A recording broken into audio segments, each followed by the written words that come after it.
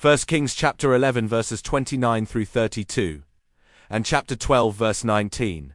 And it came to pass at that time, when Jeroboam went out of Jerusalem, that the prophet Ahijah the Shilonite found him in the way, and he had clad himself with a new garment, and they two were alone in the field. And Ahijah caught the new garment that was on him, and rent it in 12 pieces. And he said to Jeroboam, Take thee 10 pieces, for thus saith the Lord, the God of Israel, Behold, I will rend the kingdom out of the hand of Solomon, and will give 10 tribes to thee. But he shall have 1 tribe for my servant David's sake. And for Jerusalem's sake, the city which I have chosen out of all the tribes of Israel.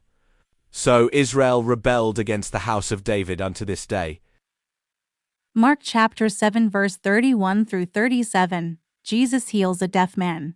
And again, departing from the coasts of Tyre and Sidon, he came unto the sea of Galilee, through the midst of the coasts of Decapolis. And they bring unto him one that was deaf, and had an impediment in his speech. And they beseech him to put his hand upon him. And he took him aside from the multitude, and put his fingers into his ears. And he spit, and touched his tongue. And looking up to heaven, he sighed, and saith unto him, Ephphatha, that is, be opened. And straightway his ears were opened, and the string of his tongue was loosed. And he spake plain. And he charged them that they should tell no man. But the more he charged them, so much the more a great deal they published it, and were beyond measure astonished, saying, He hath done all things well. He maketh both the deaf to hear, and the dumb to speak.